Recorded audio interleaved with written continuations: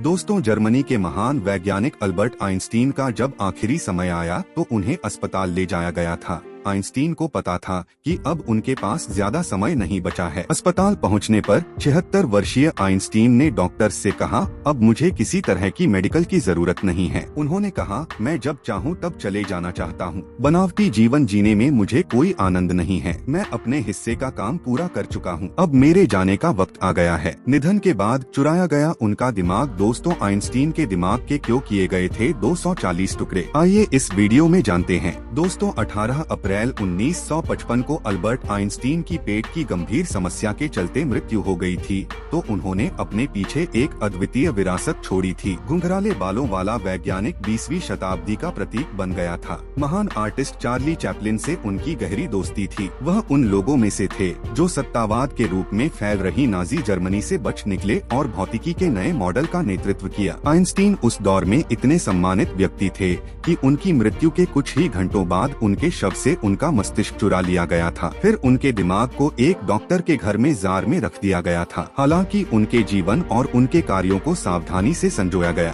फिर भी आइंस्टीन की मृत्यु और बाद में उनके मस्तिष्क की विचित्र यात्रा आज भी लोगों को चौंकाती है। दोस्तों, आइंस्टीन का जन्म 14 मार्च 1879 को जर्मनी में वुर्टेम्बर्ग के उल्म में हुआ था। धर्मनिरपेक्ष माता पिता की संतान आइंस्टीन लंबे समय तक सिर्फ एक लक्ष्यहीन मध्यवर्गीय यहूदी युवा थे। इसके बाद उन्होंने 1915 में सामान्य सापेक्षता का सिद्धांत विकसित किया। इसके 6 साल बाद यानी 1921 में उन्हें भौतिकी के लिए नोबेल शांति पुरस्कार मिला। आइंस्टीन के निधन के कुछ घंटों बाद पोस्टमार्टम करने वाले डॉक्टर थॉमस हार्वे ने परिवार की मंजूरी के बिना उनका दिमाग निकाल लिया और अपने घर ले गए। डॉक्टर हार्वे का कहना था कि दुनिया के सबसे प्रतिभाशाली व्यक्ति के मस्तिष्क का अध्ययन करना जरूरी है। आइंस्टीन की अपने शरीर के किसी भी परीक्षण की मनाही के बाद भी उनके बेटे हांस ने डॉक्टर हार्वे को उनका काम करने दिया। दरअसल हांस का मानना था कि डॉक्टर हार्वे जो करना चाहते हैं वो दुनिया की भलाई के लिए जरूरी है। हार्वे ने आइंस्टीन के दिमाग की दर्जनों तस्वीर खींची। डॉक्टर हार्वे ने तस्वीरें लेने के बाद आइंस्टीन के दिमाग को 240 टुकड़ों में काट दिया। इनमें से कुछ को उन्होंने अन्य शोधकर्ताओं को भेजा। डॉक्टर हार्वे ने 90 के दशक में आइंस्टीन की पोती को आइंस्टीन के दिमाग का एक हिस्सा उपहार में देने की कोशिश की। हालांकि